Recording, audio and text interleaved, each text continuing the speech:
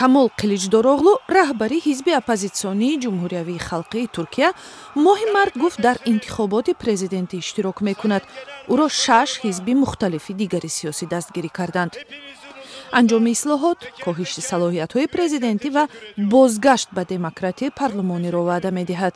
Diyor ki ben tek adamla yönetmeyeceğim, istişare ve uzlaşıyla yöneteceğim. Ekonomide bir Қиличдороғлу мегӯяд, ман танҳо не, дар машварат кор мекунам. Суботи иқтисодӣ ва муроати ҳуқуқи башар дар Туркияро ваъда медиҳад. Бояд фаромӯш накунем ки Камол Қиличдороғлу солёни дароз дар сиёсат ва бюрократия ҳузур дошт, вале ҳеҷ гоҳ дар коррупсия гумонбар нашудааст. Қиличдороғлуи 74 сола ҳизби Ҷумҳуриявии Халқиро аз нав эҳё кард. Раҳпаймоӣ ба хотири адолати ташкилкардаи ҳизбаш 400 километр роҳро аз Анкара ба Истанбул фаро гирифт ва азимтарин чолиш барои президент Раҷаб Тайип Эрдуғон гардид. аз 5 ҳавзаи интихоботии калонтарини Туркия Қиличдороғлу дар 4 то аз ҷумла дар Истанбул ки истеҳкоми сиёсии Эрдуғон ба ҳисоб меравад, ғалаба ба даст овардааст. мунаққидонаш мегӯянд ки Қиличдороғлу мисли Эрдуғон чеҳраи харизматикӣ нест, вале зилзилаҳои пурфоҷиаи моҳи феврал ба бовари онҳо метавонад маҷрои сиёсии кишварро иваз кунад, чун даҳшати фурӯрезии хонаҳову иттиҳоми вокуниши заифи ҳукумат ба эътибори Эрдуғон зарба заданд. Қиличдороғлу набзи ҷомеаро эҳсос мекунад. ӯ гуфт ки тамоми низом мушкили ҷиддӣ дорад ва мо бояд ҳамроҳ коре бикунем. мо бояд ин кишварро ба хотири ҳама аз нав беҳтар кунем, чунки бисёр чиз дуруст нест.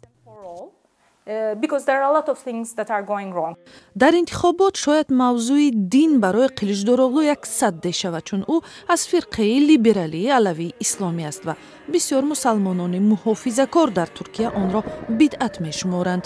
алавиҳо давоми қарнҳо дар Туркия бо табъиз рӯбарӯ буданд, вале таҳлилгарон мегӯянд азбаски давоми 20 соли раҳбарии Эрдуғон як танише миёни сиёсату дин вуҷуд доштааст, эҳтимолан интихобкунандаҳо ин навбат бештар сари масоили иқтисодӣ таваҷҷӯҳ кунанд.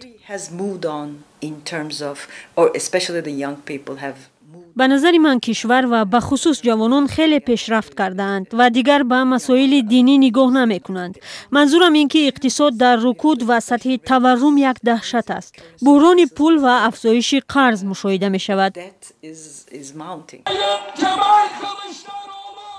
ба эътилофи Қиличдороғлу гурӯҳҳои гуногун ранг, миллатгароҳову исломиҳо ва чапу ростгароҳо шомил шуданд. ӯ ваъда додааст ки ба тафриқагузории сиёсиву қавмӣ хотима медиҳад ва ҳамин шиор ҳам метавонад мавқеи Эрдуғонро заиф созад.